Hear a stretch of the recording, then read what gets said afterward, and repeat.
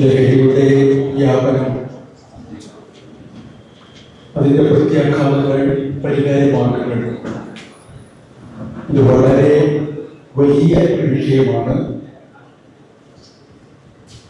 എനിക്ക് വിഷയാവതരണത്തിൽ തന്നിരിക്കുന്നത് 20 മിനിറ്റാണ്. അതുകൊണ്ട്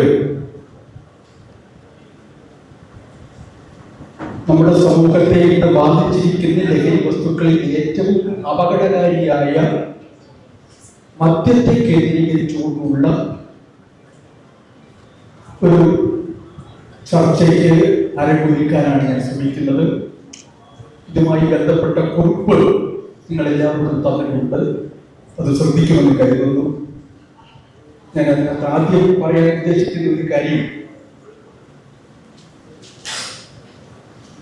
നമ്മുടെ സമൂഹത്തിന് ഭീഷണിയായ ലഹരി വസ്തുക്കളുടെ കൂട്ടത്തില് മദ്യമുണ്ട്, മയക്കുമരുന്നുകളുണ്ട്, രാസലഹരി വസ്തുക്കളുണ്ട്, പുകയിലുണ്ട്, അങ്ങനെ പലതുമുണ്ട്. പക്ഷെ ഈ വിവിധങ്ങളായ ലഹരി വസ്തുക്കളിൽ കേരളത്തെ സംബന്ധിച്ചിടത്തോളം ഇന്ന് ഏറ്റവും അപകടകാരിയായ ലഹരി വസ്തു ഏതാണ്? നമ്മൾ ഏറ്റവും ഗൗരവത്തോടെ പ്രതിരോധിക്കേണ്ട ലഹരി വസ്തു ഏതാണ്? ആ കാര്യത്തില് നമ്മുടെ മാധ്യമങ്ങളും ഭരണാധികാരികളും നിക്ഷിപ്ത താല്പര്യക്കാരും എല്ലാവരും കൂടി ചേർന്ന് വലിയൊരു തെറ്റിദ്ധാരണ സമൂഹത്തിൽ പരത്തിയിട്ടുണ്ട് എന്നാണ് എന്റെ ഉറച്ച വിശ്വാസം. ഇപ്പൊ ഈ ദിവസങ്ങളില് നമ്മുടെ പുതിയ ആഭ്യന്തരമന്ത്രി രമേശ് ചെന്നിത്തലയുടെ നേതൃത്വത്തിൽ തൂഫാൻ പോരാട്ടം വളരെ ശക്തമായിട്ട് നടക്കുകയാണ്. ഒരു മാസത്തോളമായി. ഇപ്പൊ കഴിഞ്ഞ ദിവസം പത്രങ്ങളിൽ വായിച്ചത്, കഴിഞ്ഞ ഒരു മാസത്തെ തൂഫാൻ പ്രവർത്തനത്തിന്റെ ഫലമായിട്ട് 30 കോടിയിലേറെ രൂപയുടെ മയക്കുമരുന്നുകൾ പിടിച്ചെടുത്തു എന്നാണ്. 30 കോടി രൂപയുടെ. ഇതൊരു വലിയ ലഹരി വിരുദ്ധ പ്രവർത്തനമായിട്ടാണ് മാധ്യമങ്ങൾ അവതരിപ്പിക്കുന്നത്. പക്ഷെ നിങ്ങൾ ഓർമ്മിക്കേണ്ട ഒരു കാര്യം, ഒരു ദിവസം 1 കോടി രൂപയുടെ ലഹരി വസ്തുക്കൾ ആവറേജ് പിടിച്ചെടുത്തു എന്നാണ് പറയുന്നത്. പക്ഷെ കേരളത്തിൽ ഇന്ന് വിൽക്കുന്നത് ഒരു ദിവസം ആവറേജ് 120 കോടി രൂപയുടെ മദ്യമാണ്. ഒരു ദിവസം ആവറേജ് കേരളത്തിൽ വിൽക്കുന്നത് 120 കോടി രൂപയുടെ മദ്യമാണ്. നമ്മുടെ തൊട്ട് താഴെയുള്ള മുറുക്കാൻകടയിൽ നിന്ന് 500 രൂപയുടെ കഞ്ചാവ് പിടിക്കുമ്പോഴേ അതൊരു വലിയ വാർത്തയാവുകയാണ്. മുറുക്കാൻകടക്കാരനെ 2 വശത്തും നിന്നുകൊണ്ട് പോലീസുകാരിൽ നിന്ന് ഫോട്ടോ എടുക്കുന്നു. വലിയൊരു ലഹരിക്കെതിരായ പ്രവർത്തനം നടത്തിയതിന്റെ പേരിൽ പത്രവാർത്ത വരുന്നു. ഇത് നടക്കുമ്പോൾ തൊട്ടപ്പുറത്തുള്ള ഹോട്ടലില് ദിവസം 5 ലക്ഷത്തിന്റെ 6 ലക്ഷത്തിന്റെ മദ്യം വിൽക്കുകയാണ്. ഇതൊരു ചർച്ചാ വിഷയമേ ആവുന്നില്ല. വളരെ ബോധപൂർവം ലഹരി എന്ന് പറയുന്നത്, സമൂഹത്തിന് അപകടമുണ്ടാക്കുന്ന ലഹരി എന്ന് പറയുന്നത് ഈ മയക്കു വസ്തുക്കളും രാസലഹരികളും മാത്രമാണ് എന്നൊരു തെറ്റായ സന്ദേശം നമ്മുടെ സമൂഹത്തിലേക്ക് കുറെ ആളുകൾ വളരെ ബോധപൂർവം നടത്തിക്കൊണ്ടിരിക്കുന്നു. എല്ലാ വർഷവും കുട്ടികൾക്കിടയിൽ ലഹരി വിരുദ്ധ പ്രതിജ്ഞയുണ്ട്. ആ പ്രതിജ്ഞ ചൊല്ലിക്കൊടുക്കുന്നത്, നേതൃത്വം കൊടുക്കുന്നത് എക്സൈസുകാരും പോലീസുകാരും ഒക്കെയാണ്. നിങ്ങളുടെ കുട്ടികളുടെ കയ്യിലും ആ പ്രതിജ്ഞ പലപ്പോഴും കാണും. നിങ്ങൾ അതൊന്ന് ശ്രദ്ധിച്ചു നോക്കുള്ളൂ. അതിനകത്ത് മദ്യം എന്നുള്ള വാക്കില്ല. മദ്യം, മയക്കുമരുന്നുണ്ട്, രാസലഹരിയുണ്ട്, മദ്യം എന്നുള്ള വാക്കില്ല. മിനിഞ്ഞാന്നല്ല, നമ്മുടെ ഫുട്ബോളിന്റെ ഫൈനൽ മത്സരം നടന്ന അന്ന് തൊടുപുഴ മങ്ങാട്ടുകാവ് ബസ് സ്റ്റാൻഡില് ഒരു വലിയ ബോർഡ് വെച്ചിരുന്നു, നാട്ടുകാർക്ക് ഫുട്ബോൾ മത്സരം കാണാൻ വേണ്ടി. ഇതിനെ നിയന്ത്രിക്കാൻ വേണ്ടി ഒരു കൂട്ടം പോലീസുകാരും വന്നിരുന്നു. പോലീസുകാരുടെ പെരുമാറ്റത്തിൽ അത്ര പന്തി തോന്നാത്ത നാട്ടുകാര് അടുത്തുകൂടി അവരൊന്ന് പരിശോധിച്ച് കഴിഞ്ഞപ്പോൾ കണ്ടത് പോലീസ് ജീപ്പിൽ നിന്ന് ഒഴിഞ്ഞ മദ്യക്കുപ്പികൾ, തൂഫാനെതിരെ പ്രവർത്തനം നടത്തുന്ന പോലീസുകാരുടെ പോലീസ് ജീപ്പിൽ നിന്ന് കണ്ടെടുത്തത് മദ്യക്കുപ്പികൾ. ഇതാണ് നമ്മുടെ കേരളത്തിന്റെ ഒന്നാമത്തെ അവസ്ഥ. ഞാൻ പറഞ്ഞുകൊണ്ടിരുന്ന പോയിന്റ് ഇതാണ്. ഞാൻ അതിനകത്തോടെ സൂചിപ്പിച്ചിട്ടുണ്ട്. കേരളത്തിൽ നിന്ന് ഏറ്റവും കൂടുതൽ ആളുകൾ ഉപയോഗിക്കുന്ന ലഹരി വസ്തു അളവിന്റെ കാര്യത്തില് ഇത് മദ്യമാണ്. ഏറ്റവും കൂടുതൽ ആളുകൾ, നമ്പർ ഓഫ് പേഴ്സൺസ്, അവരുപയോഗിക്കുന്നത് ആ ലഹരി വസ്തു ഉപയോഗിക്കുന്ന ആളുകളുടെ എണ്ണം വെച്ച് നോക്കിയാൽ അതും മദ്യമാണ്. ലഹരി ഉപയോഗിച്ചുകൊണ്ട് ഉണ്ടാക്കുന്ന പ്രശ്നങ്ങള്, പോലീസ് കേസുകള്, കുടുംബ വഴക്കുകള്, സാമ്പത്തിക തകർച്ചകള്, അടിപിടികള്, ഇതൊക്കെ നോക്കിക്കഴിഞ്ഞാല് ഇത്തരത്തിലുള്ള ഏറ്റവും ഈ സമൂഹത്തിന് ദോഷമുണ്ടാക്കുന്ന പ്രശ്നങ്ങൾക്ക് കാരണമായി തീരുന്ന ലഹരി വസ്തുവും മദ്യം തന്നെയാണ്. എന്നിട്ടും മദ്യത്തെ ഒരു ലഹരി വസ്തുവായി നമ്മുടെ ഭരണാധികാരികൾ ഇപ്പോഴും കാണുന്നില്ല എന്നതാണ് നിങ്ങൾ ശ്രദ്ധിക്കേണ്ട ഒന്നാമത്തെ കാര്യം. ഇത് മനഃപൂർവ്വം ഓർക്കാതിരിക്കുന്നതല്ല, ബോധപൂർവം മറച്ചു വെക്കുന്ന കാര്യമാണ്. എന്തുകൊണ്ട് അങ്ങനെ മറച്ചു വെക്കുന്നു?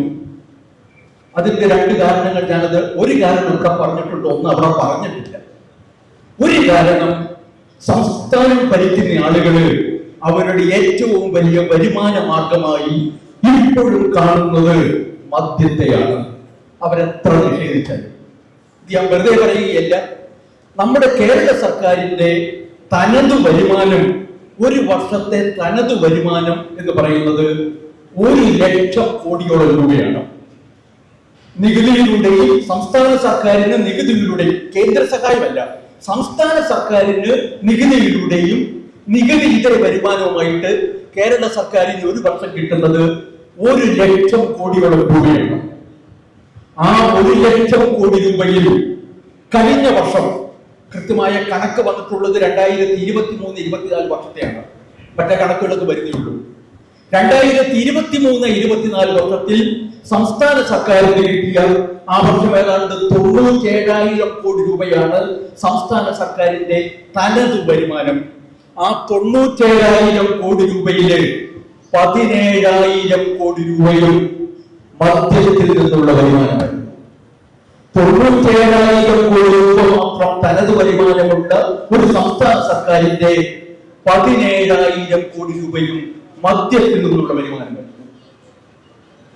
ഓർമ്മിക്കേണ്ട മറ്റൊരു കാര്യം, പറയാത്ത മറ്റൊരു കാര്യം, ഈ വർഷങ്ങളിലെല്ലാം കേരളത്തിലെ പ്രധാനപ്പെട്ട രാഷ്ട്രീയ പാർട്ടികൾക്ക് ലഭിച്ച സംഭാവനയുടെ വലിയ പങ്കും അബ്കാരി ലോബിയിൽ നിന്ന് കിട്ടിയ പങ്കാണ്.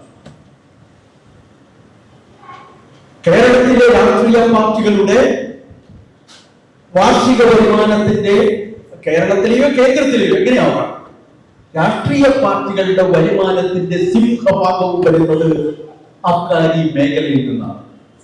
അതുകൊണ്ടാണ് വളരെ ബോധപൂർവം സമൂഹത്തിൽ ഇത്രയേറെ അപകടം ഉണ്ടാക്കുന്നതാണ് മദ്യം എന്ന് തിരിച്ചറിഞ്ഞിട്ടും അതിനെ ഒഴിവാക്കിക്കൊണ്ടുള്ള ലഹരി വിരുദ്ധ പ്രവർത്തനം എന്ന് പറയുന്ന ഒരു തരം തട്ടിപ്പ്, അതിനകത്തൊരു വലിയ വഞ്ചനയുണ്ട്. ഏറ്റവും പ്രധാനപ്പെട്ട അല്ലെങ്കിൽ ഏറ്റവും അധികം ദോഷമുണ്ടാക്കുന്ന ലഹരി വസ്തുവിനെ ബോധപൂർവം ഒഴിവാക്കിക്കൊണ്ട് മറ്റുള്ളവയ്ക്കെതിരെ മാത്രമാണ് ഈ പോരാട്ടം നടത്തിക്കൊണ്ട്, അതിനകത്തൊരു വലിയ വഞ്ചനയുണ്ട്. അത് തിരിച്ചറിയണം. ഞാൻ അതിന്റെ അടുത്തായിട്ട് പറയുന്നുണ്ട്. ഒന്നുകൂടി നമ്മള് കേരള സമൂഹത്തില് ഈ ദുശീലം, ഈ ആപത്ത് എത്രത്തോളം ബാധിച്ചിട്ടുണ്ട് എന്ന് തെളിയിക്കുന്ന ഒരു കണക്കുകൂടി ഞാൻ പറഞ്ഞിട്ടുണ്ട്. നമ്മുടേതൊരു ചെറിയ സംസ്ഥാനമാണ്. 1,00,000 കോടി രൂപയുടെ മാത്രം തനത് വരുമാനം സർക്കാരിന് കിട്ടുന്ന ഒരു കൊച്ചു സംസ്ഥാനം. ഈ സംസ്ഥാനത്ത് ഒരു വർഷം ഇവിടുത്തെ ജനങ്ങൾ മദ്യത്തിന് വേണ്ടി ചെലവഴിക്കുന്നത് 40,000 കോടിയോളം രൂപയാണ്.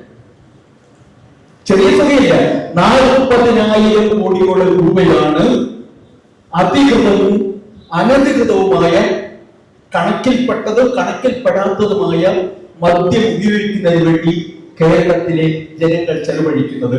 അതിന്റെ വ്യാപ്തി എത്രയാണ് എന്ന് സ്വയം ചിന്തിച്ച് ബോധ്യപ്പെട്ടുകൊടുക്കുക. ഞാനത് വിശദീകരിക്കുന്നില്ല. ഇനി ഞാൻ പറയാൻ ഉദ്ദേശിക്കുന്ന ഒരു പോയിന്റ് ഇതാണ്. ഈ സാഹചര്യം 1,00,000 കോടിയോളം രൂപ മാത്രം തനത് വരുമാനമുള്ള ഒരു സംസ്ഥാനത്തെ ജനങ്ങള് 40,000 കോടി രൂപ മദ്യത്തിന് വേണ്ടി ചെലവഴിക്കുന്ന ഒരു സാഹചര്യം എങ്ങനെ ഉണ്ടായി? നമ്മൾ ചിന്തിക്കേണ്ട പോയിന്റാണ്. ഞാനത് വിസ്തരിക്കുന്നില്ല. ഒരു വാചകം മാത്രം പറയുന്നു. ഈ അവസ്ഥ ഇവിടെ തനിയെ ഉണ്ടായതല്ല.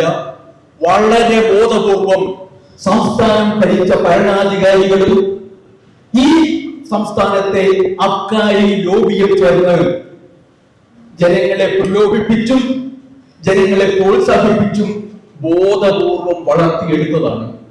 കേരളത്തിലെ ജനങ്ങൾ ഈ 40,000 കോടി രൂപയുടെ മദ്യം കുടിക്കുന്നതല്ല, അവരെ കുടിപ്പിക്കുന്നതാണ്.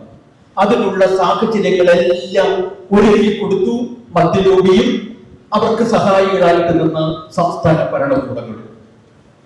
അതൊരു വലിയ ദുരവസ്ഥയാണ്. തുടർന്ന് ഞാൻ ഒരു 4-5 പോയിന്റുകൾ ഇതിനകത്ത് ഇട്ടിട്ടുണ്ട്. ഈ കഴിഞ്ഞ 10 വർഷത്തിനിടയിൽ എങ്ങനെയൊക്കെയാണ് കേരളത്തിലെ മദ്യലോബിക്ക് അഴിഞ്ഞാടാൻ വേണ്ടി നാട് ഭരിച്ച ആളുകൾ മദ്യമേഖലയുമായി ബന്ധപ്പെട്ട അബ്കാരി മേഖലയുമായി ബന്ധപ്പെട്ട നിയമങ്ങളിൽ മാറ്റങ്ങൾ വരുത്തിയിരുന്നു. ഒന്നാമത്തേത്, പഞ്ചായത്തുകൾക്കും മുനിസിപ്പാലിറ്റികൾക്കും ഉണ്ടായിരുന്ന ഒരു മദ്യ നിയന്ത്രണാധികാരം. നമ്മുടെ പഞ്ചായത്തി രാജ് ആക്ട് വന്നപ്പോൾ കേരളത്തിലെ ജനങ്ങൾക്ക് കിട്ടിയ ഒരു വലിയ അധികാരമാണ്. 232, 447 വകുപ്പുകള്. കാര്യം ഇതാണ്, തങ്ങളുടെ അധികാര പരിധിക്കുള്ളിൽ കെട്ടിടങ്ങൾക്ക് ലൈസൻസ് കൊടുക്കാനുള്ള അധികാരം അതാത് തദ്ദേശ സ്ഥാപനങ്ങൾക്കാണ്. അപ്പൊ അവർക്ക് വേണമെങ്കിൽ മദ്യശാലയ്ക്ക് വേണ്ടി അപ്ലൈ ചെയ്യുന്ന ഒരു കെട്ടിടം, ആ കെട്ടിടം നാട്ടുകാർക്ക് ദോഷമുണ്ടാക്കും എന്ന് കരുതിക്കൊണ്ട്, എന്ന് മനസ്സിലാക്കിക്കൊണ്ട് ലൈസൻസ് കൊടുക്കാതിരിക്കാമായിരുന്നു. കേരളത്തിലെ സർക്കാർ 2014 സർക്കാർ അധികാരമേറ്റതിനു ശേഷം ആദ്യം എടുത്ത നടപടികളിൽ ഒന്ന് തദ്ദേശ സ്വയംഭരണ സ്ഥാപനങ്ങളുടെ ഈ മദ്യ നിയന്ത്രണാധികാരം റദ്ദ് ചെയ്യാനാണ്. ഞാൻ വിശദീകരിക്കുന്നില്ല. ആ റദ്ദ് ചെയ്യാനുള്ള തീരുമാനം എടുത്തത് എങ്ങനെയെന്ന് കൂടി അറിഞ്ഞാൽ നിങ്ങൾക്ക് അതിന്റെ പിന്നാമ്പുറം മനസ്സിലാവും. എങ്ങനെയാണെന്ന് അറിയാമോ? നിയമസഭയിൽ ബില്ല് കൊണ്ടുവന്നല്ല, ഓർഡിനൻസിലൂടെ. എപ്പോഴാണ് ഓർഡിനൻസ് കൊണ്ടുവരുന്നത്? ബില്ല് കൊണ്ടുവന്ന് ചർച്ച ചെയ്ത് ഒരു കാര്യം തീരുമാനിക്കാൻ മാത്രമുള്ള സാവകാശമില്ല, അടിയന്തര പ്രാധാന്യമുള്ളപ്പോഴാണ് ഓർഡിനൻസ് കൊണ്ടുവരുന്നത്. കേരളത്തിലെ തദ്ദേശ സ്വയംഭരണ സ്ഥാപനങ്ങൾക്കുണ്ടായിരുന്ന മദ്യ നിയന്ത്രണാധികാരം അട്ടിമറിക്കാൻ 2014 സർക്കാർ ഓർഡിനൻസ് കൊണ്ടുവന്നു. ഇവിടെ ബെൻസിയൊക്കെ ഇവിടെ ഇരിപ്പെട്ട മാറാടിക്കാര് കഴിഞ്ഞ ദിവസം മാറാടിയിൽ ഒരു കള്ള് ഷാപ്പ് വന്നു. അനധികം ആളുകള് കുടുംബങ്ങളിൽ ഒരുമിച്ച് താമസിക്കുന്നതിന്റെ നടുവിൽ ഒരു മദ്യ ഷാപ്പ് വന്നു. ഈ നിയമം ഉണ്ടായിരുന്നെങ്കിൽ ഉടനെ മാറാടി പഞ്ചായത്ത് പ്രസിഡന്റിനും പഞ്ചായത്ത് കമ്മിറ്റിക്ക് തീരുമാനിക്കാം, ഈ ഷാപ്പിന്റെ ലൈസൻസ്, കെട്ടിടത്തിന്റെ ലൈസൻസ് ഞങ്ങൾ റദ്ദാക്കിയിരുന്നു. അങ്ങനെ നേരത്തെ ഒത്തിരി സമരങ്ങൾ നടത്തിയിരുന്നു. ഇത് കണ്ടിട്ട് അബ്കാരി ലോബി സമ്മർദ്ദം ചെലുത്തി സംസ്ഥാന സർക്കാർ 2014 ഈ ഉത്തരവ് പുതിയ തദ്ദേശ സ്ഥാപനങ്ങളുടെ അധികാരം റദ്ദ് ചെയ്തു. അതോടുകൂടി എവിടെയും മദ്യഷാപ്പ് തുടങ്ങാം, നമുക്ക് എതിർപ്പുണ്ടെങ്കിൽ ഇവിടെ പറഞ്ഞിട്ടൊരു കാര്യമില്ല, നമ്മൾ വണ്ടിയിൽ പിടിച്ച് തിരുവനന്തപുരത്ത് പോകണം. അത് അധികം നടക്കില്ലെന്ന് തിരുവനന്തപുരത്തിരിക്കുന്നവർക്ക് അറിയാം. അതുകൊണ്ടാണ് അതൊന്ന്. 2, മദ്യശാലകൾ പാലിക്കേണ്ട ദൂരപരിധി വ്യവസ്ഥ. മുമ്പ് 500 മീറ്റർ ആയിരുന്നു നമ്മുടെ ആരാധനാലയങ്ങൾ, വിദ്യാലയങ്ങൾ, SC/ST കോളനികൾ, ശ്മശാനങ്ങൾ, ഇവയുടെ മാറ്റം വരുത്തിയിട്ടും 200 മീറ്റർ പരിധിക്കുള്ളിൽ മദ്യശാലകൾ പാടില്ല എന്ന നിയമം ഉണ്ടായിരുന്നു. 2014 അധികാരത്തിൽ വന്ന സർക്കാർ ആ 200 മീറ്റർ എന്നുള്ളത് 50 മീറ്റർ ആക്കി കുറച്ചു. 50 മീറ്റർ. 50 മീറ്ററായി കുറച്ചത് മാത്രമല്ല, അതിനകത്തുള്ള രസം മനസ്സിലാക്കണമെങ്കിൽ ഈ ദൂരം അളക്കുന്നത് എയർ ഡിസ്റ്റൻസ് അല്ല, എയർ ഡിസ്റ്റൻസിലുള്ള 50 മീറ്റർ അല്ല, gate to gate, gate to gate. ഇപ്പൊ ഞാൻ പറഞ്ഞുകൊണ്ട് വന്നത്, ഇവിടെ ഒരു ബാർ, ഇവിടെ തൊട്ടിപ്പുറം ഒരു സ്കൂള്, ഈ സ്കൂളും ബാറും തമ്മിൽ ഒരുപക്ഷെ 5 മീറ്ററിന്റെ വ്യത്യാസമേ കാണുള്ളൂ. പക്ഷേ ബാറിന്റെ ഗേറ്റ് ഇവിടെ വെച്ചിരിക്കുന്നു, സ്കൂളിന്റെ ഗേറ്റ് ഇവിടെ വെച്ചിരിക്കുന്നു. എക്സൈസുകാർ അളക്കുന്ന എങ്ങനെയാ? ഇവിടെ ഇങ്ങോട്ടല്ല, ഇങ്ങനെ വന്ന് അളക്കും. എയർ ഡിസ്റ്റൻസ് ആണെങ്കിൽ ഈ പറഞ്ഞ 5 മീറ്ററേ ഉള്ളൂ, പക്ഷെ അളക്കുന്നത് കൃത്യമായിട്ട് പറഞ്ഞിട്ടുണ്ട്, ഗേറ്റ് ടു ഗേറ്റ്. ഗേറ്റ് വളച്ചു വെച്ചേക്കുക. ഇതാണ് ഇപ്പൊ നടന്നുകൊണ്ടിരിക്കുന്നത്. ഇത് 2. 3, ദേശീയപാതയുടെ 500 മീറ്റർ പരിധിക്കുള്ളിൽ മദ്യശാല പാടില്ല. സുപ്രീം കോടതി, ഇത് ഇന്ത്യയിലെ പല സംസ്ഥാനങ്ങളിലും മദ്യം ഒരു വലിയ വിഷയമാണ്. സുപ്രീം കോടതി ഈ പ്രശ്നം പഠിച്ചിട്ട് പറഞ്ഞു, ഈ റോഡ് അപകടങ്ങളുടെ എല്ലാം മുഖ്യ കാരണം മദ്യമാണ്. അതുകൊണ്ട് സുപ്രീം കോടതി ഉത്തരവ് വെച്ചു, ദേശീയപാതയുടെ 500 മീറ്റർ പരിധിക്കുള്ളിൽ ഒരു മദ്യശാലയും പാടില്ല, മദ്യശാലയുടെ പരസ്യം പോലും പാടില്ല. എന്താ സംഭവിച്ചതറിയാമോ? പല സംസ്ഥാന സർക്കാരുകൾ പോയി കേരളത്തിലെ സർക്കാർ ജനങ്ങളുടെ പണം ഉപയോഗിച്ച് ഇത് തിരുത്തണം എന്നാവശ്യപ്പെടാനായിട്ട് സുപ്രീം കോടതി പോയി. 40-40ഓളം വക്കീലന്മാര്, അബ്കാരികളുടെയും സംസ്ഥാന സർക്കാരുകളുടെയും വക്കീലന്മാര് ഇത് തിരുത്തണം എന്നാവശ്യപ്പെട്ട് കോടതിയിൽ ഹാജരായി. എതിരായിട്ട് വാദിക്കാൻ ഒരൊറ്റ വക്കീലേ ഉണ്ടായിരുന്നുള്ളൂ, ശ്രീ VM സുധീരൻ ചുമതലപ്പെടുത്തിയ അഡ്വക്കേറ്റ് കാളീശ്വരൻ രാജ്. എറണാകുളത്തുള്ള നമ്മുടെ സമിതി പ്രവർത്തനങ്ങളുമായിട്ടൊക്കെ സഹകരിക്കാനുള്ള കാളീശ്വരൻ രാജ്. എല്ലാവരും സമ്മർദ്ദം പെടുത്തിയപ്പോൾ സുപ്രീം കോടതി ഒരു ഭേദഗതി വരുത്തി. ദേശീയപാതയുടെ പാതയോരത്ത് മദ്യശാല പാടില്ല എന്നുള്ള നിയമം ഞങ്ങളൊന്ന് തിരുത്തുകയാണ്. എങ്ങനെ? പട്ടണ സ്വഭാവമുള്ള പ്രദേശങ്ങളിൽ ഇതാകാം. പട്ടണ സ്വഭാവമുള്ള പ്രദേശങ്ങളിൽ, പട്ടണ സ്വഭാവം ഉള്ളതാണോ ഇല്ലയോ എന്ന് തീരുമാനിക്കാനുള്ള അധികാരം ആർക്കാണ്? അത് സംസ്ഥാനത്തിൽ തരുന്നു. കേരള സർക്കാർ ഉടനെ ഒരു തീരുമാനമെടുത്തു. പട്ടണ സ്വഭാവം ഉള്ളതിന് അവരൊരു നിർവചനം കൊടുത്തു. എന്താണെന്നറിയാമോ? 10,000-ൽ കൂടുതൽ ജനസംഖ്യയുള്ള പഞ്ചായത്തുകൾ പട്ടണ സ്വഭാവമുള്ളതാണ്. 10,000-ൽ കൂടുതൽ ജനസംഖ്യയുള്ള പഞ്ചായത്തുകൾ പട്ടണ സ്വഭാവമുള്ളതാണ്. താഴെയുള്ളത് ഗ്രാമപഞ്ചായത്ത്. അതിന്റെ രസം മനസ്സിലാക്കണമെങ്കിൽ മറ്റൊരു കാര്യം പറയണം. കേരളത്തില് 941 പഞ്ചായത്തുകളുണ്ട്. അതിൽ 929 പഞ്ചായത്തുകളും 10,000-ൽ കൂടുതൽ ജനസംഖ്യയുള്ളതാണ്. നമുക്ക് അതിന് പിടികിട്ടുണ്ടോ? 11 പഞ്ചായത്തുകൾക്ക് ഈ പ്രശ്നം ബാധകമാകുള്ളൂ. അപ്പോഴും 11 എണ്ണത്തിന് ബാധകമാകും. ഉദാരമതിയായ സർക്കാർ എന്താ ചെയ്തെന്നറിയാമോ? ജനസംഖ്യ 10,000-ൽ താഴെയാണെങ്കിലും ടൂറിസം പ്രാധാന്യമുള്ള സ്ഥലമാണെങ്കിൽ അവർക്കുമാകാം. ഈ ക്ലോസ് വെച്ചുകൊണ്ട് നമ്മുടെ തൊട്ടടുത്തുള്ള ചാലക്കുടിയിലെ ആതിരപ്പള്ളി പഞ്ചായത്ത്, അവിടെ 10,000-ൽ താഴെ ജനസംഖ്യയുള്ളൂ. പക്ഷെ അവിടുത്തെ പറഞ്ഞു, ഞങ്ങൾക്ക് വലിയ ടൂറിസം പ്രാധാന്യമുള്ള പ്രദേശമാണ്. ആതിരപ്പള്ളി പഞ്ചായത്തിൽ പോയി ഭാഗം മേടിച്ചു. ഇതാണ് ഇനി ഒന്നോടെ. അപ്പൊ ഞാൻ പറഞ്ഞത്, ഇങ്ങനെ ഇതുവരെ സംസ്ഥാനത്ത് മദ്യശാലകൾ തുടങ്ങാൻ തടസ്സമായി നിന്നത് ഇപ്പൊ ഈ പറഞ്ഞ 2-3 നിബന്ധനകളാണ്. ദൂരപരിധി മാറ്റി, പഞ്ചായത്ത് തദ്ദേശ സ്ഥാപനങ്ങൾക്ക് അധികാരം റദ്ദ് ചെയ്തു കൊടുത്തു. പിന്നെ സുപ്രീം കോടതിയുടെ നിർദ്ദേശം, അതിനും പോർവഴി കണ്ടുപിടിച്ചു. അതിനുശേഷം ചെയ്തത് വ്യാപകമായി മദ്യശാലകൾ അനുവദിച്ചു. കഴിഞ്ഞ 10 വർഷത്തിനിടയിൽ കേരളത്തിൽ പുതുതായിട്ട് വന്നത് ഏതാണ്ട് 874 ബാറുകളാണ്. 874 എണ്ണം. 29 എണ്ണം ഉണ്ടായിരുന്ന സ്ഥാനത്ത് നിന്ന് 903 എണ്ണമായിട്ട് കേരളത്തിലെ ബാറുകളുടെ എണ്ണം വർദ്ധിച്ചിരിക്കുന്നു. ബാറുകളുടെ എണ്ണം വർദ്ധിച്ചത് മാത്രമല്ല, ബാറുകളുടെ പ്രവർത്തന സമയം 10 വർഷം മുമ്പത്തെ പ്രവർത്തന സമയം എന്ന് പറയുന്നത് രാവിലെ 10 മണി മുതൽ രാത്രി 10 മണി വരെയായിരുന്നു. മദ്യരോഗിയുടെ വലിയ ആവശ്യമായിരുന്നു. കാരണം രാവിലെ 10 മണിക്ക് ആൾക്കാര് തലേന്നത്തെ ഹാങ് ഓവറുകൾ ഏൽക്കില്ല. അതുകൊണ്ട് അവർ പറഞ്ഞു, ഞങ്ങൾക്ക് രാവിലെയല്ല വേണ്ടത്, രാത്രിയിൽ സമയം കൂട്ടിക്കിട്ടണം. അപ്പൊ രാത്രി 12 മണി വരെ ആക്കണമെന്നതായിരുന്നു ആവശ്യം. സർക്കാർ തുടക്കത്തിലായതുകൊണ്ട് അല്പം ഒന്ന് ഭയപ്പെട്ടിട്ട് മൊത്തം സമയം കൂട്ടിയില്ല. രാവിലെ 10 മുതൽ രാത്രി 10 വരെ എന്നുള്ളതിന്റെ സമയം ഒന്ന് മാറ്റിയിട്ട് രാവിലെ 11 മുതൽ രാത്രി 11 വരെ, മൊത്തം വർക്കിംഗ് അവേഴ്സിന്റെ എണ്ണം കൂട്ടിയില്ല. സമയത്തിൽ രാത്രി 1 മണിക്കൂർ കൂട്ടിക്കൊടുത്തു. കച്ചവടം നന്നായിട്ട് നടന്നു, വലിയ എതിർപ്പൊന്നും ഉണ്ടായില്ല. ഈ കഴിഞ്ഞ പൊതു തെരഞ്ഞെടുപ്പിന്റെ ഒരു 6 മാസം മുമ്പ് സർക്കാർ ചെയ്തത്, ഒരു ഭയവുമില്ലാതെ അബ്കാരി ലോബിയുടെ ആവശ്യമനുസരിച്ച് പ്രവർത്തന സമയം രാവിലെ 11 മണി മുതൽ രാത്രി 12 മണി വരെ നീട്ടിക്കൊടുത്തു.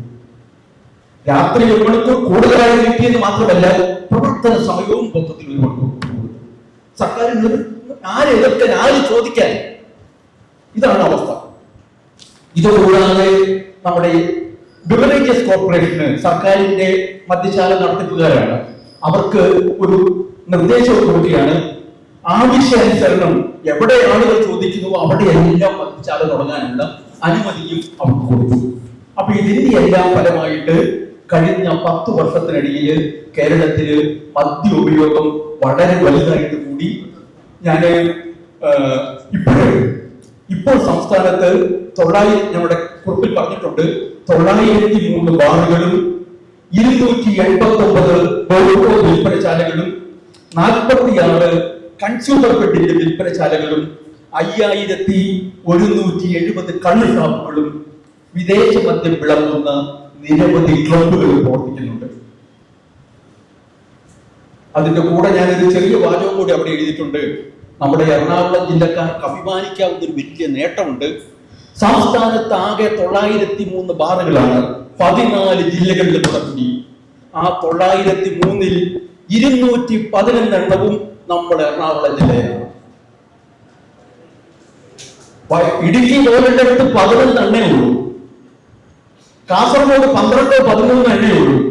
എറണാകുളം ജില്ലയിൽ 211 ബാറുകളാണ് പ്രവർത്തിച്ചുകൊണ്ടിരിക്കുന്നത്. ഞാൻ ആ പോയിന്റ് നീട്ടുന്നില്ല. ഒരു സർവേ റിസൾട്ടിലാണ് 2016 മുതൽ 2024 വരെയുള്ള 8 വർഷക്കാലത്തിനിടയിൽ ഈ സർവേ നടത്തിയത് ദേശീയ കുടുംബാരോഗ്യ സർവേയാണ്, അവരുടെ സർവേയാണ്. NFHS, national family health survey.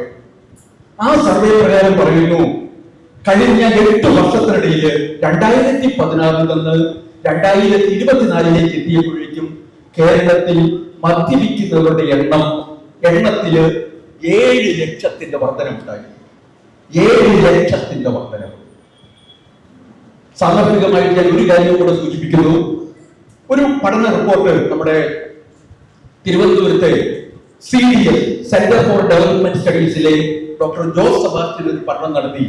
അദ്ദേഹം പറഞ്ഞ ഒരു കാര്യം, 1970-71 കേരള സർക്കാരിന്റെ തനതു വരുമാനത്തിലെ 14.77% മദ്യത്തിൽ നിന്നും ലോട്ടറിയിൽ നിന്നുമുള്ള വരുമാനം.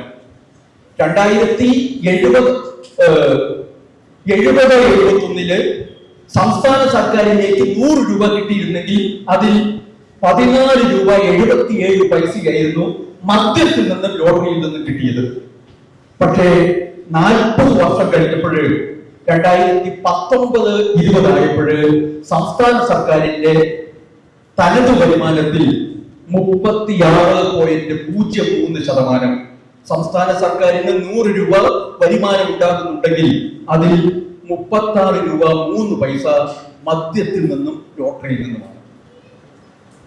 സംസ്ഥാന സർക്കാരിന്റെ വലിയൊരു വരുമാന സ്രോതസ്സായിട്ട് മദ്യം മാറിയിരിക്കുന്നു, കുടിക്കുന്നവരുടെ എണ്ണം മാറിയിരിക്കുന്നു എന്നുള്ള 2 കാര്യങ്ങളാണ് ഞാൻ ഇവിടെ സൂചിപ്പിച്ചത്. ഇനി എന്റെ സമയമായി. ഇനി ഇതിന്റെ പ്രത്യാഘാതങ്ങൾ ഞാൻ ഒന്നും വിശദീകരിക്കുന്നില്ല, ഇതെല്ലാം നിങ്ങൾക്ക് അറിയാവുന്നതാണ്. കുടുംബങ്ങൾ സാമ്പത്തികമായി തടയുന്നു, കുറ്റകൃത്യങ്ങൾ വർദ്ധിക്കുന്നു, വാഹനാപകടങ്ങൾ പെരുകുന്നു, ആരോഗ്യം തകരുന്നു, അധ്വാനശേഷി കുറയുന്നു, കുടുംബ വഴക്കുകളും സ്ത്രീകൾക്കും കുട്ടികൾക്ക് നേരെയുള്ള കയ്യേറ്റങ്ങളും ആത്മഹത്യ, വിവാഹബോധനം തുടങ്ങിയവ വർദ്ധിക്കുന്നു. ഇതെല്ലാം ഇതുണ്ടാക്കുന്ന സാമൂഹ്യ പ്രത്യാഘാതങ്ങളാണ്. അതിലൂടെ ശ്രദ്ധിക്കേണ്ട ഒരു കാര്യം കൂടി ഞാൻ അവിടെ കുറിച്ചിട്ടുണ്ട്. മദ്യത്തിന്റെ ദോഷഫലങ്ങൾ ഏറ്റവും കൂടുതൽ ബാധിക്കുന്നത് ദരിദ്രരും താഴ്ന്ന വരുമാനക്കാരുമായ ജനങ്ങളുടെ കുടുംബങ്ങളെയാണ്. മറ്റുള്ളവരെയും ബാധിക്കുന്നുണ്ട്, സമ്പന്നരെയും ബാധിക്കുന്നുണ്ട്. പക്ഷേ അതിന്റെ പ്രത്യാഘാതം ഏറ്റവും രൂക്ഷമായിട്ട് അനുഭവിക്കുന്നത് ദരിദ്രരും താഴ്ന്ന വരുമാനക്കാരുമായ ആളുകളാണ്. അവരുടെ ജീവിതം അമ്പെ തകർന്നു മൂടിയാണ്. ഇനി ഇതുമായി ബന്ധപ്പെട്ട ചില പഠന ഫലങ്ങൾ, മദ്യ ഉപയോഗവുമായി ബന്ധപ്പെട്ട ചില പഠന ഫലങ്ങളും ഞാൻ ചുരുക്കി പറഞ്ഞിട്ടുണ്ട്. ഒന്ന്, വിൽപ്പനശാലകളിൽ ലഭ്യതയിൽ കൂടുമ്പോൾ ഉപഭോഗം കൂടുന്നു. കട കൂടുമ്പോൾ ഉപഭോഗം കൂടും. ഇതറിയാവുന്നതുകൊണ്ട് തന്നെയാണ് മദ്യരൂപി കട കൂട്ടുന്നത്. അതായത് മദ്യ ഉപയോഗം വർദ്ധിക്കുന്നതിന് ഏറ്റവും പ്രധാനപ്പെട്ട കാരണം മദ്യത്തിന്റെ ലഭ്യത എളുപ്പമാകുന്നു എന്നുള്ളതാണ്. ഒന്ന്. രണ്ട്, സാമൂഹിക സ്വീകാര്യത വർദ്ധിക്കുമ്പോൾ ഉപയോഗം കൂടുന്നു. സാമൂഹിക സ്വീകാര്യത വളരെ പ്രധാനപ്പെട്ട ഒരു കാര്യമാണ്. പുതിയ സർക്കാര് ലഹരി കുറഞ്ഞ മദ്യം വീര്യം കുറഞ്ഞ മദ്യത്തിന് നികുതി കുറച്ച് അവതരിപ്പിക്കുന്നതിനെ കുറിച്ച് ഒരു ചർച്ച വന്നപ്പോൾ ഞങ്ങളൊക്കെ എതിർത്തതിന്റെ കാരണം വീര്യം നമ്മള് ഇത് പെട്ടെന്ന് ആളുകൾ ചിന്തിക്കും, വീര്യം കൂടിയ മദ്യം കുടിച്ച ആളുകൾ നശിക്കാതിരിക്കാൻ വേണ്ടി വീര്യം കുറഞ്ഞതിലേക്ക് അവരെ കൊണ്ടുവരുന്നത് നല്ലതല്ലേ? തത്വത്തിൽ വളരെ നല്ലതാണ്. പക്ഷേ മദ്യപരുമായിട്ട് അല്പമെങ്കിലും ബന്ധമുള്ളവർക്കറിയാം. ഞാൻ ചില ഈ ഷാപ്പിലെ വിൽപ്പനക്കാരോട് അവരുമായിട്ടുള്ള സംഭാഷണത്തിനായിട്ട് ചോദിച്ചൊരു കാര്യമുണ്ട്. അവരെന്നോട് പറഞ്ഞൊരു സത്യമുണ്ട്. സാറേ, ശുദ്ധമായ തെങ്ങും കണ്ട് കൊടുത്തു കഴിഞ്ഞാല് ഇവിടെ ഒരു മദ്യപനും വേണ്ട. എന്താ? ഇത് തലയ്ക്ക് പിടിക്കില്ല. അവനറിയാം കിട്ടുന്നത് വിഷം കലക്കി തരുന്നറിയാം. പക്ഷെ അവന് വേണ്ടത്, അഡിക്റ്റായി പോയ അവന് വേണ്ടത്, അടിച്ചാൽ ഷാപ്പിന്റെ മുറ്റത്തിറങ്ങുമ്പോഴേക്കും തലയ്ക്ക് പിടിക്കുന്ന സാധനമാണ്. അതായത് ലഹരി ഉപയോഗിക്കുന്നവരുടെ സ്വഭാവം എന്ന് പറയുന്നത് ലഹരി കുറഞ്ഞതിൽ നിന്ന് കൂടിയതിലേക്ക് എന്നുള്ളതാണ്. ഒരിക്കലും കൂടിയ ലഹരി ഉപയോഗിക്കുന്ന ഒരാളും കുറഞ്ഞ ലഹരിയിലേക്ക് തിരിച്ചു വരില്ല. അപ്പൊ വീര്യം കുറഞ്ഞ മദ്യം കൊണ്ടുവന്നാൽ എന്താ സംഭവിക്കുക? ഇപ്പൊ നമ്മുടെ വീടുകളിലും നാട്ടിലൊക്കെ ഒരു ധാരണ, മദ്യപിക്കുന്ന ആണുങ്ങളുണ്ടെങ്കിലും ഒരു വിവാഹത്തിന് അല്ലെങ്കിൽ മറ്റൊരു സന്തോഷ വേളയില് മദ്യമൊക്കെ പലരും വീട്ടിൽ മേടിക്കും. പക്ഷേ അത് സ്ത്രീകൾക്കും കുട്ടികളെയൊക്കെ അതിൽ നിന്ന് മാറ്റി നിർത്തിയിരിക്കുകയാണ്. എന്താണ്? അവരത് കഴിക്കുന്നത് ശരിയല്ല. ആ ഒരു ധാരണ മാറ്റാൻ വേണ്ടിയിട്ടാണ് ഇനിയിപ്പോഴ് വീര്യം കുറഞ്ഞത് വന്നു കഴിഞ്ഞാൽ പുരുഷന്മാർക്കും മുതിർന്നവർക്കും വേണ്ടി വീര്യം കൂടിയത്, സ്ത്രീകൾക്കും പിള്ളേർക്കും വേണ്ടി വീര്യം കുറഞ്ഞത്. ഇത് രണ്ടും മേടിക്കും. ഇത് രണ്ടും ഒരു 5-6 മാസം മേടിക്കേണ്ടി വരുള്ളൂ. 6 മാസം കഴിയുമ്പോൾ വീട്ടുകാരിയും പറയും, മക്കളും പറയും, അപ്പൻ എങ്ങനെ തന്നത് കുടിക്കല്ല, ഞങ്ങൾ ആ സ്റ്റേജിലേക്ക് എത്തും. വീര്യം കുറഞ്ഞ മദ്യം വന്നാൽ സമൂഹത്തിൽ സംഭവിക്കുക, പുതിയ കുടിയന്മാരുണ്ടാകും. ആ കുടിയന്മാര് 6 മാസം കഴിയുമ്പോഴേക്കും വീര്യം കൂടിയതിന്റെ ആവശ്യക്കാരായിട്ട് മാറും. മൂന്നാമത്തെ കാര്യം, വില കുറയുമ്പോൾ ഉപഭോഗം കൂടുന്നു. ശ്രദ്ധിക്കേണ്ട പോയിന്റാണ്. വില കുറയുമ്പോൾ ചിലർ ചോദിക്കും, ഈ പാവപ്പെട്ട് പണിയെടുക്കുന്നവന്റെ കുടുംബം തകർക്കാൻ വേണ്ടിയിട്ടല്ലേ വില കൂട്ടിയത്? ഈ പണിയെടുത്ത മദ്യത്തിന് അഡിക്റ്റായി പോയവൻ ഇപ്പൊ 4 പെഗ് കഴിച്ചിട്ട് ആ 4 നിർത്തുന്നത് എന്തുകൊണ്ടാണ്? മതിയായിട്ടാണോ? പോക്കറ്റിൽ അത്രയേ കാശുള്ളൂ എന്നതുകൊണ്ടാണ് അവൻ 4 പെഗ് നിർത്തുന്നത്.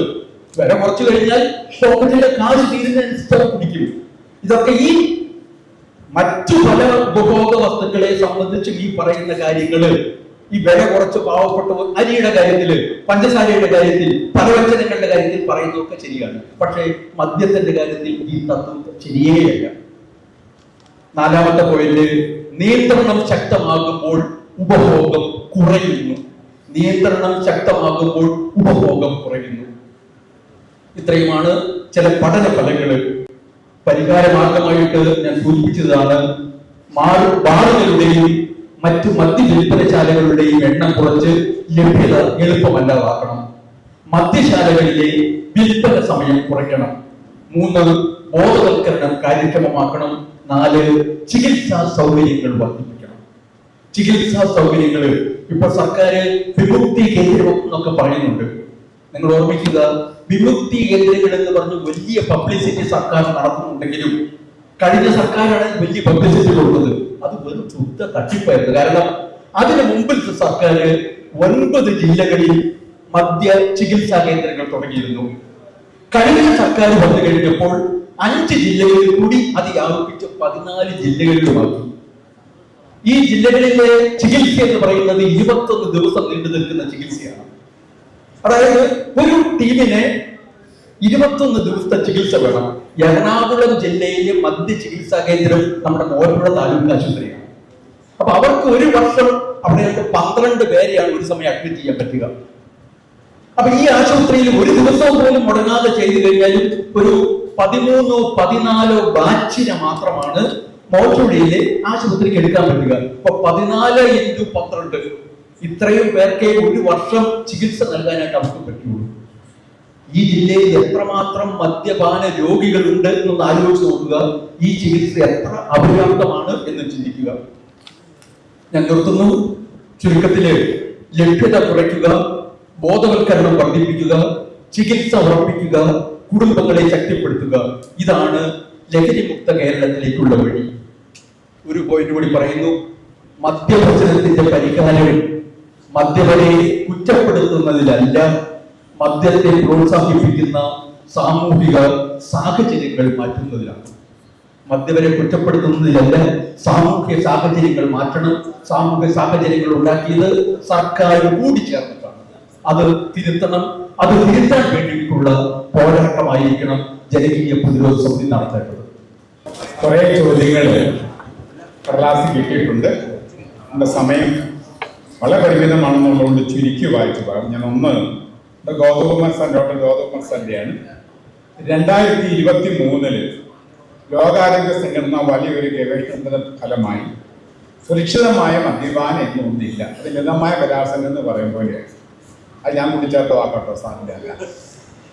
മദ്യത്തിന്റെ വിപത്ത് ആദ്യത്തെ തുള്ളി മുതൽ ആരംഭിച്ച് എന്നും അത് അർത്ഥസംഖ്യക്കില്ലാതെ മുന്നോട്ട് കൊണ്ടുവന്ന് എല്ലാം വിലയിരുത്തിയിട്ടുണ്ട്. യാതൊരു സംശയമില്ല. ഏറ്റവും ബേസിക്കായിട്ട് പറയേണ്ട മറുപടി ഇതാണെന്നുള്ളതാണ് ഇത് തന്നെ വായിച്ചത്. സാർ 2, മയക്കുമരുന്നുകളും രാസലഹരികളും വളരുന്ന ഭീഷണിയാണ്. ജോർജ് സാറ് മദ്യം നിലവിലുള്ള ഏറ്റവും വലിയ ഭീഷണിയാണ്. സാർ പറഞ്ഞതിനെ അംഗീകരിച്ചിട്ടുണ്ട്. ഒരു പ്രാവശ്യം മാത്രം ഉപയോഗിച്ചാൽ അതിനടിമയായി മാറിയിരിക്കുന്നു. അതുകൊണ്ടാണ് ആദ്യത്തെ തുള്ളി തന്നെ ഒഴിവാക്കുക എന്ന് പറയുക. രാസലഹരി അതിഭീകരമായ ഭീഷണിയാണ്. മദ്യം നിരന്തരം വർഷങ്ങളായി ഉപയോഗിച്ചാൽ മാത്രമേ രോഗിയാകും എന്ന് നിർബന്ധമില്ല. ചിലപ്പോൾ പോണ വഴിക്ക് മദ്യപിച്ച് അന്ന് തന്നെ വണ്ടി ഇടിച്ചാലും പ്രശ്നമുണ്ടാകാം. അപ്പൊ അത് നിർബന്ധമില്ല. ഏത് രോഗാനുസരിച്ചിരിക്കും. അതുകൊണ്ട് തന്നെ രാസലഹരിയാണ് അടിയന്തര ഭീഷണി. തർക്കമൊന്നുമില്ല. നമ്മൾ എതിരും അഭിപ്രായമില്ല. മദ്യത്തിന്റെ ലഭ്യത കുറച്ചുകൊണ്ട് മദ്യത്തിന്റെ വ്യാപനം തടഞ്ഞ് ജനങ്ങളെയും യുവജനങ്ങളെയും രക്ഷിക്കുക എന്ന് നമ്മൾ ഏറ്റെടുക്കേണ്ട വിഷയം തന്നെയാണ്. പക്ഷേ വിദേശങ്ങളിൽ വരുന്ന രാസലഹരി അതിൽ ഗുരുതരമല്ലേ? എവിടെ നിന്ന് വരുന്ന രാസലഹരിയും അതിൽ ഗുരുതരം തന്നെയാണ്. ശക്തമായ നടപടി എടുക്കേണ്ടതാണ്. അടുത്തത് GD സ്റ്റീഫൻ സാർ മലയാറ്റൂർ. ലഹരി മയക്കുമരുന്ന് കേസുകളിൽ പിടിക്കപ്പെടുന്ന അന്യസംസ്ഥാനക്കാരെ തുടർന്ന് ജാമ്യത്തിലിറങ്ങി കേരളത്തിൽ താമസിക്കാൻ അനുവദിക്കരുത്. നമ്മുടെ ഇന്ത്യൻ നിയമം അനുസരിച്ച് നമുക്ക് പറയാൻ പറ്റുള്ളൂ. നമുക്ക് മാത്രമായിട്ട് കേരളത്തിൽ പറയാനേ നമുക്ക് സാധിക്കില്ല. ഇന്ത്യൻ പൗരനാണ്, കേരളീയ പൗരനല്ല. ഇത്തരം കുറ്റവാളികൾക്ക് ജാമ്യം എടുക്കുന്നവർക്ക് ഉത്തരവാദിത്വം മാത്രമല്ല, വീണ്ടും കുറ്റം ആവർത്തിച്ചാൽ ജാമ്യക്കാരനും പ്രതി അത് നടപടി ഉണ്ടാകണമെന്ന് സർക്കാർ ആവശ്യപ്പെടണം. തെറ്റില്ലാത്തൊരു കാര്യമാണ് എനിക്ക് തോന്നുന്നത്. സർക്കാർ അംഗീകരിച്ചിട്ടുണ്ട്. യെസ്. അടുത്തത്, മദ്യത്തിൽ നിന്നും വലിയ വരുമാനം ഉണ്ടാകുന്ന സംസ്ഥാനങ്ങളിൽ കേരളം വരില്ലെന്നും കേരള സർക്കാരിന്റെ തനത് വരുമാനത്തിന് വളരെ കുറഞ്ഞ ഭാഗം 4% മാത്രമാണ് മദ്യത്തിൽ നിന്ന് ലഭിക്കുന്നതെന്നും പറയുന്നത് മുഖ്യമന്ത്രി പിണറായി വിജയന്റെ പ്രസ്താവന കണ്ടു. ശരിയാണോ? ഒറ്റ ഉത്തരത്തിൽ ശരിയല്ല. സാറ് പറയാൻ വേണ്ടി ആദ്യം തന്നെ തനത് വരുമാനത്തിന്റെ വർധനവ് സാർ ചൂണ്ടിക്കാട്ടിയതാണ്. അതിൽ നിന്ന് മനസ്സിലാക്കാൻ സാധിക്കും. അടുത്തത് രാധാകൃഷ്ണൻ പറഞ്ഞു, പൂർണ്ണ മദ്യനിരോധം നമ്മുടെ നാട്ടിൽ സാധ്യമാക്കാൻ സാധിക്കില്ല. എന്ന് പറയുമ്പോൾ അതിനൊരു വിസ്തീർണം ആവശ്യമായിട്ട് വരും. പൂർണ്ണമായിട്ട് എന്തെങ്കിലും നടപ്പാക്കാൻ ഈ രാജ്യത്ത് സാധിക്കുമോ? എവിടെയെങ്കിലും പൂർണ്ണമായ കൊലപാതക നിരോധനം, പൂർണ്ണമായ മോഷണം, പൂർണ്ണമായ വിചാരം, പൂർണ്ണമായ എന്തെങ്കിലും ഈ രാജ്യത്ത് എവിടെയെങ്കിലും ലോകത്ത് നടപ്പാക്കാൻ സാധിച്ചിട്ടുണ്ടോ? പക്ഷെ അതിലേക്കുള്ള ഒരു കാൽവയ്പ് ശ്രമവും പദ്ധതിയുമാണ് നമ്മൾ ആവശ്യീകരിക്കേണ്ടത്. അതനുസരിച്ച് മദ്യം നൽകുന്ന സംവിധാനം നടപ്പിലാക്കാൻ നമ്മുടെ ഗവൺമെന്റിന് സാധിച്ചാൽ കുറഞ്ഞത് ദാരിദ്ര്യരേഖയ്ക്ക് താഴെയുള്ളവർക്ക് റേഷൻ കാർഡിന്റെ അനുസരിച്ച് മദ്യം കൊടുക്കണമെന്നാണ് സൂചിപ്പിച്ചിട്ടുള്ളത്. അങ്ങനെ കൊടുത്താൽ മൗലികാവകാശ പ്രശ്നമാവും. അത് നമുക്ക് പ്രശ്നമാണ്. ഏതാനും മാസം മുമ്പ് അന്ന് എക്സൈസ് മന്ത്രിയായിരുന്ന MP രാജേഷിന്റെ ഒരു പ്രസ്താവന കണ്ടു. സംസ്ഥാനത്ത് മദ്യവിൽപ്പനയും ഉപയോഗവും കുറഞ്ഞുവെന്നത് വാസ്തവമാണ്. അത് ആദ്യം ചോദിച്ചതിന്റെ ഉത്തരമാണ്.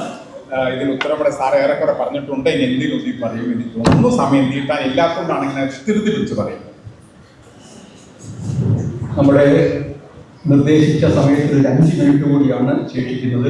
ഞാൻ 5 മിനിറ്റ് കൊണ്ട് 2 ചോദ്യങ്ങൾക്ക് അല്പം വിശദീകരിച്ച് ഉത്തരം പറയാം. ഒന്ന്, മദ്യത്തിൽ നിന്നും വലിയ വരുമാനം ഉണ്ടാക്കുന്ന സംസ്ഥാനങ്ങളിൽ കേരളം വരില്ല എന്ന മുഖ്യമന്ത്രിയായിരുന്ന പിണറായി വിജയന്റെ ഒരു പ്രസ്താവന ഉണ്ടായിരുന്നു. അത് ശരിയാണോ എന്നുള്ളത്? അത് പ്രസ്താവന നടത്തിയത് നമ്മുടെ മുൻ മുഖ്യമന്ത്രിയാണ്. മുഖ്യമന്ത്രി കള്ളം പറഞ്ഞാലും കള്ളമെന്ന് പറയരുതെന്നൊക്കെയാണ്, അതാ അല്ലേ? പക്ഷേ ഇത് ശുദ്ധമായ നുണയാണ്. ഞാൻ അതിന്റെ കാര്യം പറഞ്ഞു തരാം. ഒരു സംസ്ഥാന സർക്കാരിന്റെ മദ്യത്തിൽ നിന്നുള്ള വരുമാനം എന്ന് പറയുന്നത് 3 ഹെഡിലാണ് വരുന്നത്. 3 ഹെഡില്.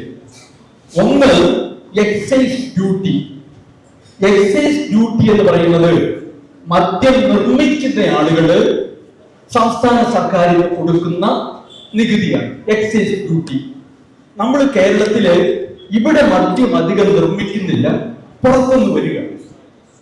താരതമ്യേന നമ്മുടെ എക്സൈസ് ഡ്യൂട്ടി മറ്റ് സംസ്ഥാനങ്ങളുമായിട്ട് തടിച്ചു നോക്കുമ്പോൾ നമ്മുടെ എക്സൈസ് ഡ്യൂട്ടി കുറവാണ്. പിന്നെ രണ്ടാമത്തെ വരുമാനം എന്ന് പറയുന്നത് നമ്മുടെ ബാറുകളുടെ ലൈസൻസ് ഫീസ്, സർക്കാരിന്റെ മദ്യവിൽപ്പന ഏജൻസിയായ ബിവറേജസ് കോർപ്പറേഷന്റെ ലാഭം, ഇങ്ങനെയൊക്കെയുള്ള ആ ഹെഡിൽ വരുന്നത്. ഇത് ആദ്യം പറഞ്ഞ എക്സൈസ് ഡ്യൂട്ടി എന്ന് പറയുന്നത് സംസ്ഥാന സർക്കാരിനെ സംബന്ധിച്ചിടത്തോളം സാധാരണ ഒരു 2500-300 കോടി രൂപയാണ് വരുന്നത് എക്സൈസ് ഡ്യൂട്ടി. പിന്നെ ബാറുകളുടെ ലൈസൻസ് ഫീസ്, ബിവറേജസിന്റെ ലാഭം എന്നൊക്കെ പറയുന്നത് അത് 250, 300, 350, 400 കോടി രൂപ. ഇത് രണ്ടും കൂടെ വരുമ്പോഴേക്കും ഒരു 3000 കോടിയുടെ അറൗണ്ട് 3000, അതാണ് സാധാരണ. പക്ഷേ മദ്യത്തിൽ നിന്നുള്ള ശരിയായ വരുമാനം എന്ന് പറയുന്നത് ഇതല്ല. മദ്യം വിൽക്കുമ്പോൾ നമ്മൾ വാങ്ങുന്നവരുടെ കയ്യിൽ നിന്ന് സർക്കാർ വാങ്ങുന്ന വലിയൊരു ടാക്സ് ഉണ്ട്. അത് വാറ്റ് എന്ന പേരിലും പിന്നെ എന്താണ് വിൽപ്പന നികുതി എന്നുള്ള പേരിലുമാണ് അതറിയപ്പെടുന്നത്. ഇതിന്റെ ഹെഡ് എക്സൈസ് എന്നുള്ളതല്ല, സംസ്ഥാന സർക്കാരിന്റെ ഈ വിൽപ്പന നികുതി വരുമാനം. അത്തരത്തിൽ വിൽപ്പന നികുതി ഏർപ്പെടുത്തിയിട്ടുള്ള പ്രധാനപ്പെട്ട 2 വസ്തുക്കള് മദ്യവും പെട്രോളിയം ഉൽപ്പന്നങ്ങളുമാണ്. മദ്യവും പെട്രോളിയം ഉൽപ്പന്നങ്ങളുമാണ്. ഇതിന് രണ്ടിനും കൂടെ കൂടി ഏതാണ്ട് 35,000-ത്തിനടുത്ത് കോടി രൂപ ഓരോ വർഷവും കഴിഞ്ഞ ഒരു 4-5 വർഷമായിട്ട് സംസ്ഥാന സർക്കാരിന് കിട്ടുന്നുണ്ട്.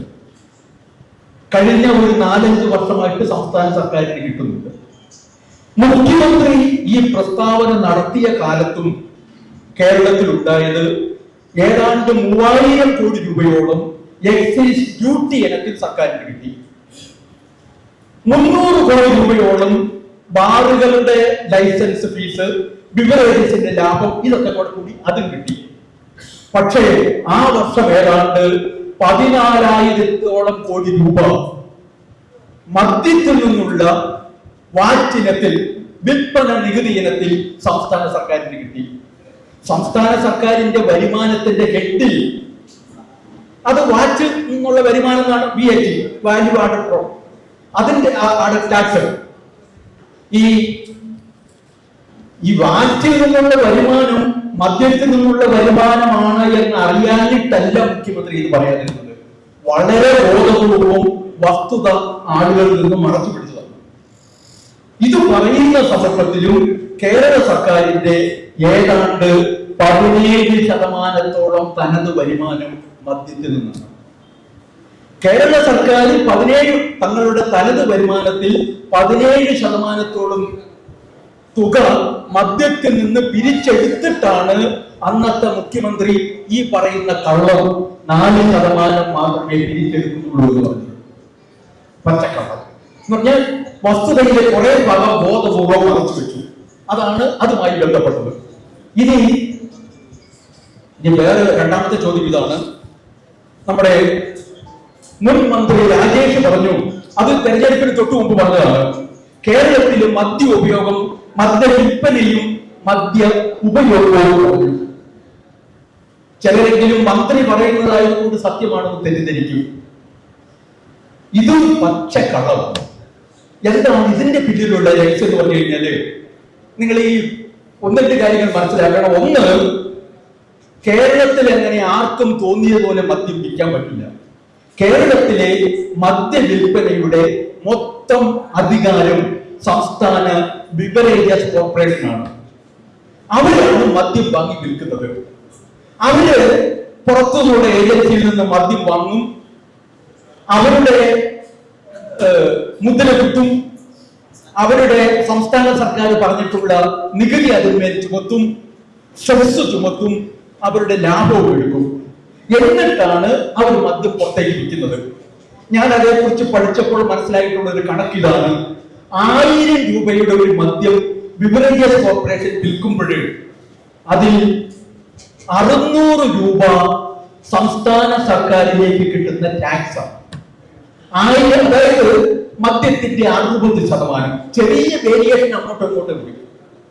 250 രൂപ മദ്യം നിർമ്മിക്കുന്ന ആളുകളുണ്ടല്ലോ, അവരുടെ ചെലവാണ് 25%. 150 രൂപ ബിവറേജസ് കോർപ്പറേഷന്റെ ലാഭവും അവരുടെ തൊഴിലാളികൾക്കുള്ള ശമ്പളവും കൂടെ കൂടിയാണ്. ഞാൻ പറഞ്ഞുകൊണ്ട് വന്നത്, 1000 രൂപയുടെ മദ്യം ബിവറേജസ് കോർപ്പറേഷൻ വിൽക്കുമ്പോൾ 250 രൂപയെ ആ സാധനത്തിന് വിലയുള്ളൂ. 150 രൂപ അവരുടെ ലാഭം, 600 രൂപ സംസ്ഥാന സർക്കാരിന്റെ ടാക്സ്. സംസ്ഥാനത്ത് ബിവറേജസ് വിൽക്കുന്നത് 251% ടാക്സ് ഏർപ്പെടുത്തിക്കൊണ്ടാണ് ബിവറേജസ് കോർപ്പറേഷൻ വിൽക്കുന്നത്. അതിന്റെ കൂടെ 4 മുതൽ 8% വരെ സെസ്സും വരുന്നുണ്ട്. അങ്ങനെയാണ് വിൽപ്പന കച്ചവടം. അപ്പൊ ഇങ്ങനെ വിൽക്കുന്ന ബിവറേജസിൽ നിന്ന് മാത്രമേ മദ്യം വാങ്ങിച്ച് വിൽക്കാവൂ എന്നാണ് നിയമം. ഇത് ആദ്യം മനസ്സിലാക്കണം. ഒറ്റ മിനിറ്റ്. കേരളത്തിലെ ബാറുകാർ എന്താ ചെയ്യുന്നതെന്ന് അറിയാമോ? 903 ബാറുണ്ട്. നിയമം അനുസരിച്ച് അവർ ബിവറേജസിൽ നിന്ന് എടുക്കുന്ന മദ്യമേ വിൽക്കാവൂ. ഇതേ വിൽക്കാവൂ. അവർക്ക് അവരുടെ സ്റ്റാർ നിലവാരം അനുസരിച്ച് 40% മുതൽ 100% വരെ ലാഭം എടുത്ത് വിൽക്കാം. നിയമം അനുവദിച്ചിരിക്കുന്നതാണ്. പക്ഷേ കേരളത്തിലെ ബാറുകാർ എന്താ ചെയ്യുന്നത്? ഞാൻ ആദ്യം പറഞ്ഞു, ഇപ്പൊ ബാംഗ്ലൂരിലെ ഒരു കമ്പനി മദ്യം ഉണ്ടാക്കുന്നു. അവരത് കൊണ്ടുവന്ന് ബിവറേജസ് കോർപ്പറേഷൻ 250 രൂപയ്ക്ക് വിൽക്കുന്നു. ആ 250 രൂപയ്ക്ക് വിൽക്കുന്ന മദ്യമാണ് ബിവറേജസ് എടുത്ത് അവരുടെ ലേബലിൽ പതിപ്പിച്ച് 600 രൂപ നികുതിയിൽ ചുമത്തി 150 രൂപ ലാഭം എടുത്ത് 1000 രൂപയ്ക്ക് ബാറുകാർക്കും പുറത്തുള്ള ആളുകൾ വിൽക്കുന്നത്. കേരളത്തിലെ ബാറുകാർ എന്താ ചെയ്യുന്നതെന്നറിയാമോ? ഈ നമ്മുടെ നാട്ടിൻപുറത്തൊക്കെ ആടിന്റെ തല മുമ്പിൽ വെച്ചിട്ട് പശുക്കിടാവിന്റെ ഇറച്ചി വിൽക്കുന്ന പരിപാടി ഉണ്ടല്ലോ. കേരളത്തിലെ ബാറുകാർ പേരിന് മാത്രം മദ്യമാണ് വാങ്ങുന്നത്. പേരിന് മാത്രം. പിന്നെ അവിടെ വിൽക്കുന്നതോ കമ്പനിയിൽ നിന്ന് അവർ നേരിട്ട് മദ്യം വാങ്ങുന്നു. ബിവറേജസിൽ നിന്ന് 1000 രൂപയ്ക്ക് വാങ്ങുന്ന മദ്യം 250 രൂപയ്ക്ക് അവർക്ക് കമ്പനിയിൽ നിന്ന് നേരിട്ട് വാങ്ങാം. അവർ വിൽക്കുന്നു, അതിൽ തന്നെ 750 രൂപ ലാഭം ഉണ്ടാവും. അപ്പൊ നിങ്ങൾ ചോദിക്കും, അത് പിടിക്കാൻ പാടില്ലേ, പരിശോധിക്കാൻ പാടില്ലേ? പിടിക്കാൻ പരിശോധിക്കാം. പക്ഷേ കേരളത്തിൽ ഒരു പരിശോധന നടക്കുന്നില്ല. ഇത് ഇവിടുത്തെ എക്സൈസുകാർക്ക് അറിയാം, ഭരിക്കുന്ന മന്ത്രിക്കറിയാം, സ്ഥലത്തെ നേതാക്കന്മാർക്കൊക്കെ അറിയാം. അവരിത് അറിഞ്ഞിട്ട് പരിശോധന നടത്തുകയല്ലേ ചെയ്യുന്നത്. ഇതുകൂടി പറഞ്ഞ് അതിന്റെ പേരിൽ കൂടി കിട്ടിക്കൊണ്ടിരിക്കുന്ന കൈക്കൂലി കൂടുതലായിട്ട് വാങ്ങിക്കുന്നു. കഴിഞ്ഞ കാലത്ത് കേരളത്തിൽ നടന്നത് വിൽപ്പന കുറയുകയല്ല, നിയമാനുസൃതമായി വിൽപ്പന കുറയുന്നു. അടുത്ത കാലത്ത് ഞാൻ ഒരു പഠനം കൂടി നടത്തി. നിങ്ങൾ ശ്രദ്ധിച്ചോളൂ, കേരളത്തിലെ 903 ബാറുകള് അവർ പറയുന്ന കണക്ക് ഒരു ദിവസം ഞങ്ങൾ വിൽക്കുന്നത് 70 ലിറ്റർ മദ്യം മാത്രമാണ്. 70 ലിറ്റർ മദ്യമാണ് ബിവറേജസുകാരിൽ നിന്നും കേരളത്തിലെ ബാറുകാര് ആവറേജ് ഒരു ദിവസം എടുക്കുന്നത്. വിൽക്കുന്നത് പക്ഷേ 200, 250, 300 ലിറ്റർ ആയിരിക്കാം. ഇതാണ് അതിന്റെ ചെറിയ വിശദീകരണം. അപ്പൊ MP രാജേഷ് പറഞ്ഞതും പച്ചക്കള്ളമാണ്, വസ്തുതാ വിരുദ്ധമാണ്. സമയം കൊണ്ട് നിർത്തുന്നു. എല്ലാവർക്കും നന്ദി.